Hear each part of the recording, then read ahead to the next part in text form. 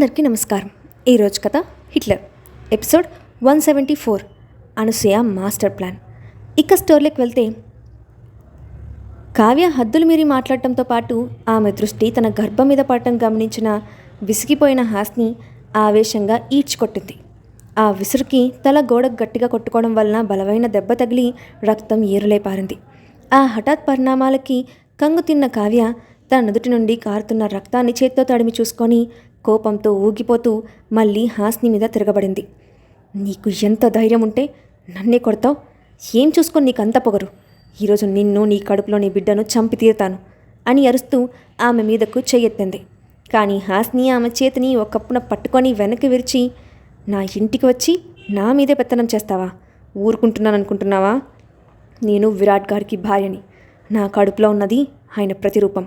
దానికి అడ్డమైన పేర్లు పెట్టి తక్కువ చేసి మాట్లాడితే ఊరుకోను. తప్పు జరిగిందని గొంతు చించుకుంటున్నావు. నువ్వు ఎప్పుడైనా అక్కడికి వచ్చి చూసావా? ఎప్పుడో చెప్పింది విని నిజమని నమ్మావు, కానీ నిజానిజాలు తెలుసుకొని మాట్లాడాలన్నా ఇంకిత జ్ఞానం నీలో కాస్త కూడా లేదు. నువ్వు విరాట్ గారిని ఇష్టపడి ఉండొచ్చు. ఇప్పుడు ఆయన నా భర్త. మా మధ్య రిలేషన్ పవిత్రమైంది. నేను ఏంటన్నది ఆయనకు తెలిస్తే చాలు. నీలాంటి నీతి జాతి లేని కుక్కలు వాగే మాటలు పట్టించుకొని మనసు పాడు చేసుకోవాల్సిన అవసరం లేదు. ఈ జన్మకి విరాట్ గారు నాకు సొంతం. ఎవరెన్ని సమస్యలు సృష్టించినా అన్నిటినీ దాటుకొని మేమిద్దరం ఒక్కటిగానే ఉంటాం. అర్థమైందా అని గర్జించినట్లు అరిచింది హాస్ని. నువ్వు చెప్పే మాటలు నమ్మడానికి నేనేమైనా పిచ్చిదాన్ని కాదు. ఈ బిడ్డ విరాట్ బిడ్డ కాదు, అంతే. ఎప్పటికైనా నిన్ను దూరం చేసి విరాట్ని నేను సొంతం చేసుకుంటాను అని అదే పిచ్చి వాగుడు వాగుతున్న కావ్యాన్ని చూసిన హాస్ని తనలో కోపం తారాస్థాయికి చేరుకుంది. వేగంగా టేబుల్ మీద ఉన్న షోకేస్ పగలగొట్టి సూదిగా ఉన్న దాన్ని ఆమె మెడ మీద లైట్గా కుచ్చి, ఇంకొక్క మాట నీ నోట్లో నుంచి వస్తే ఇదే నీకు ఆఖరి క్షణమవుతుంది. నేను అంటే నీకు ఇష్టం లేదు కాబట్టి లేనిపోని అబద్ధాలు సృష్టించి అవే నిజమని మాట్లాడుతున్నావు. నా బిడ్డ పుట్టిన తర్వాత వాడు ఎవరి కొడుకో అందరికీ స్పష్టంగా తెలుస్తుంది. ఈ క్షణం నువ్వు ప్యాలెస్ నుంచి బయటికి వెళ్ళకపోతే చచ్చిపోతావు అని వార్నింగ్ ఇచ్చింది హాస్ని. ఆ క్షణం ఆమె కళ్ళల్లో కనపడుతున్న క్రోధం చూసిన కావ్యకి వనులో వణుకు పుట్టింది. ఇంకాసేపు ఇక్కడే ఉంటే దీని చేతిలో చావడం ఖాయం. విరాట్ ఉన్నప్పుడు వస్తే తాను చేయాలనుకున్న పని సులువు అవుతుందని భావించి అక్కడి నుంచి వేగంగా పారిపోయింది. అయితే ఆమె వెళ్ళడం చూసిన సరిత ఏదో జరిగిందని అర్థం చేసుకొని మౌనంగా ఉండిపోయింది. కాసేపటి తర్వాత బాల్కనీలోకి వచ్చిన అనసూయకు ఎవరూ కనిపించలేదు. దాంతో సరితను పిలిచి అడిగింది. హాస్ని తన గదిలో విశ్రాంతి తీసుకుంటూ ఉందని, కావ్య కాసేపటి క్రితమే వెళ్ళిపోయిందని చెప్పింది సరిత. గదిలో బెడ్ మీద పడుకొని దీర్ఘాలోచనలో మునిగి ఉన్న హాస్ని తలుపులు తీసిన చప్పుడికి కళ్ళు తెరిచి చూసింది. లోపలికి వస్తున్న అనసూయని చూడటంతోనే వేగంగా పైకి లేచి కూర్చొని, అత్తయ్య అంటూ ఆమెకు సోఫా చూపించి కాస్త దూరంలో మౌనంగా నిలబడింది. ఆమె ముఖంలోకి చూసిన ఆమెకు తేడా కనిపించడంతో, నీ ముఖం ఎందుకింత దిగులుగా ఉంది? నువ్వు బాగానే ఉన్నావా అని కన్సర్న్ చూపించింది. కాస్త నిరుత్సాహంగా ఉంది, అంతే. అందుకే పడుకుందామని వచ్చాను. మీరేదో మాట్లాడాలని ఇక్కడికి వచ్చారు కదా, విషయం చెప్పండి అని సూటిగా అడిగింది. ఇప్పుడు నేను ఒక విషయం చెప్తాను, జాగ్రత్తగా విని అర్థం చేసుకోవడానికి ప్రయత్నించు. నువ్వంటే నాకు మొదటి నుంచి ఇష్టం లేదు. కేవలం విరాట్ కోసమే నిన్ను భరించాను. నీ మాట, నీ ప్రవర్తన, ఆఖరికి నీ డ్రెస్సింగ్ కూడా మా వంశానికి తగ్గట్టుగా ఉండదు. నీలాంటి లో క్లాస్ అమ్మాయి నా కొడుకు పక్కన చూడటం ఇష్టం లేకపోయినా ఇన్నాళ్ళు సహించాను. కానీ నువ్వు అడ్డమైన పనులు చేసి నా వంశం పరువు తీసింది కాకుండా నీ కడుపులో నా కొడుకు బిడ్డను మోస్తూ ఉంటే చూస్తూ ఉండలేకపోయాను. అందుకే కొద్ది రోజుల క్రితం నా పని మనిషిని ఇక్కడికి పంపించి నువ్వు రోజు తాగే పాలల్లో గర్భనిరోధక మాత్రలు కల్పించాను. వారం రోజుల పాటు ఆ పని జరిగింది. కానీ నా దురదృష్టం వెక్కరించడంతో అప్పటికే నువ్వు తల్లివై నా నెత్తిన కూర్చున్నావు. డాక్టర్ని అడిగితే వారం రోజులుగా మాత్రలు తీసుకున్నారు కాబట్టి ఏ క్షణమైనా అపోషణ అవ్వచ్చని, ఒకవేళ కాని పక్షంలో అంగవైకల్యంతో బిడ్డ పుడతాడని చెప్పింది అని ఒక నిమిషం ఆమె ముఖంలో ఎక్స్ప్రెషన్ చూడడం కోసం ఆగింది. ఆమె నోటి నుండి అలాంటి మాటలు ఊహించని హాస్ని తీవ్రమైన షాక్కి గురైంది.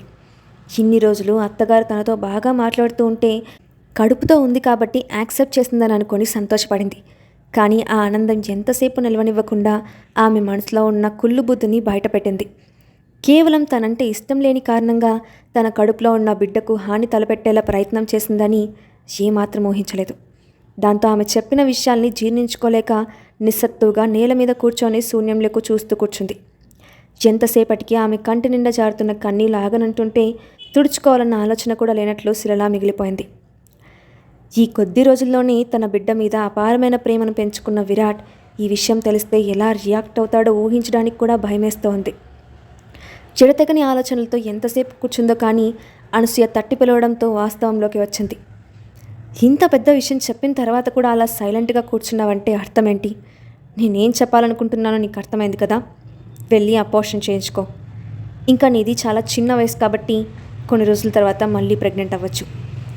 తన ప్రస్తుత పరిస్థితికి కనీసం జాలి పడకపోగా తన వంశాంకురం విషయంలో ఇంతటి దారుణానికి ఒడిగట్టిన ఆమెను చూస్తున్న హాస్నికి అసహ్యం వేసింది. చేసిన తప్పును గొప్పగా చెప్పి తన నిర్ణయాలను ఆమె మీద రుద్దడానికి ప్రయత్నిస్తూ ఉంటే గుండెల్లో కోపం లావాల పొంగింది. దాంతో ఆవేశంగా తల పైకెత్తి ఎర్రబడ్డ కళ్ళతో ఆమె వైపు చూస్తూ, మీరు నా భర్తకు కన్న తల్లి అయితే మాత్రం నా విషయంలో నిర్ణయం తీసుకునే హక్కు మీకెవరిచ్చారు? ఇన్ని రోజులుగా మీ నటనతో నన్ను నమ్మించి మోసం చేయడానికి సిగ్గులేదు. రోజు ప్యాలెస్కి వస్తూ ఉంటే వారసుడి మీద ప్రేమతో అనుకున్నాను, కానీ కడుపులో పెరుగుతున్న పిండాన్ని చంపడం కోసం ప్రయత్నిస్తున్నారని తెలుసుకోలేకపోయాను. పాము తన పిల్లల్ని తానే తింటుంది అంటే ఏమిటో అనుకున్నాను. ఈరోజు మిమ్మల్ని చూస్తూ ఉంటేనే అది నిజమని అనిపిస్తోంది. ఒళ్ళంతా విషం నింపుకున్న మిమ్మల్ని చూస్తూ ఉంటే అసహ్యం వేస్తుంది. కష్టమైనా నష్టమైనా నా కడుపులోని బిడ్డను కంటాను. మీరు అనుకున్నది ఎప్పటికీ జరగదు. మీరు చేసిన దారుణం మీ కొడుక్కి తెలియకముందే ఇక్కడి నుంచి వెళ్ళిపోండి. లేదంటే మీకు ఎలాంటి పరిస్థితి కలిగిస్తాడో నా నోటితో నేను చెప్పాల్సిన అవసరం లేదనుకుంటా అని సీరియస్గా అంది. ఎప్పుడూ తన ముందు భయభక్తులతో ఉండే హాస్ని ఈరోజు ఎదిరించి మాట్లాడుతూ ఉంటే తట్టుకోలేకపోయింది అనసూయ. పైగా విషయం తన కొడుక్కి చెప్తానని తనకే వార్నింగ్ ఇవ్వడం ఆమెలోని అహాన్ని దెబ్బ కొట్టింది. దాంతో ఆమెలోని రాక్షసి నిద్రలేచి అప్పటి వరకు కేవలం బిడ్డను దూరం చేస్తే సరిపోతుందని అనుకున్న ఆమె తన నిర్ణయం మార్చుకొని ఎట్టి పరిస్థితుల్లోనూ ఆమెను తన కొడుకు నుండి దూరం చేయాలని ఫిక్స్ అయిపోయింది. అందుకోసం ఎంత దూరమైనా వెళ్ళడానికి సిద్ధపడి తనకు తానే సమాధానం చెప్పుకుంది. ఈ నిర్ణయం తీసుకున్న తర్వాత తన ముందు నిలబడి ఆవేశంగా నిలదీస్తున్న హాస్ని వైపు చూస్తూ, నా కొడుక్కి చెప్తావా? ఏమని చెప్తావు? నీ అమ్మ నా కడుపులో ఉన్న బిడ్డని చంపడానికి విషం ఇచ్చింది, నాకు అబార్షన్ అయిపోయిందంటావా? నా బిడ్డను బ్రతికించు అని చెప్పి ఏడుస్తావా? నా కొడుకు గుడ్డిగా నువ్వేం చెప్తే నమ్మేస్తాడని అనుకుంటున్నావా? ఇన్ని రోజులుగా నేను సైలెంట్గా ఉంది ఎందుకు అనుకుంటున్నావు అని ఆమె వైపు చూసి ఎగతాళిగా నవ్వింది.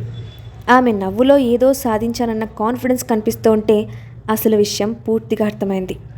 దాంతో ఆమె వైపు చీదరింపుగా చూస్తూ, ఇదంతా మీరు ముందుగానే ప్లాన్ చేసుకొని వచ్చారా? ముందు మంచిగా నటించి మారిపోతున్నట్లు నన్ను యాక్సెప్ట్ చేసినట్లు మీ కొడుకుని నమ్మించారు.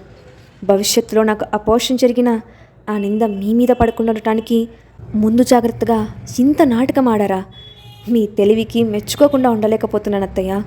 ఇలాంటి విషయం మీద పెట్టిన ఎఫర్ట్స్ను మంచి విషయాలపైన పెడితే బాగుండేది. మీరు ఒక మూర్ఖులు, కళ్ళున్న గుడ్డివాళ్ళు. ఈ రోజుతో మీ మీద గౌరవం పూర్తిగా పోయింది. ఇప్పటి వరకు మీరంతా మీ ఇష్ట ప్రకారమే చేశారు, కానీ ఇక మీదట అలా జరగదు. అంగవైకల్యంతో ఉన్నా కూడా వీడు నా బిడ్డ. ఎవరి స్వార్థం కోసమో నేను వదులుకోను. ఎలా ఉన్నా నేను కంటాను, పెంచుకుంటాను. అందులో ఎలాంటి మార్పు లేదు. ఇక మీరు దయచేస్తే నేను డ్రెస్ తీసుకుంటాను అని చేతితో బయటకు దారి చూపించింది. ఇప్పుడు వెళ్తున్నాను కదా అని తేలికగా తీసుకోకు. వస్తాను, మళ్ళీ మళ్ళీ వస్తాను. నేను అనుకున్నది సాధించి తీరుతాను. అది ఆపడం నీ తరం కాదు అని గట్టిగా అరిచి చెప్పి అక్కడి నుంచి విసురుగా వెళ్ళిపోయింది అనసూయ. ఆ క్షణం హాస్ని తిరస్కరణ ఆమెలో మరింత పంతం పెంచింది. దాని పర్యవసానాలు ఎంతటి దారుణంగా ఉంటాయో కనీసం ఊహించడానికి కూడా కష్టం. ఆవేశం, మూర్ఖత్వం ఆమెలోని వివేకాన్ని చంపేశాయి. అనసూయ వెళ్ళిపోవడంతో ఒంటరిగా మిగిలిన హాస్ని అప్పటి వరకు బలవంతంగా కంట్రోల్ చేసుకున్న బాధకి స్వేచ్ఛనిచ్చింది.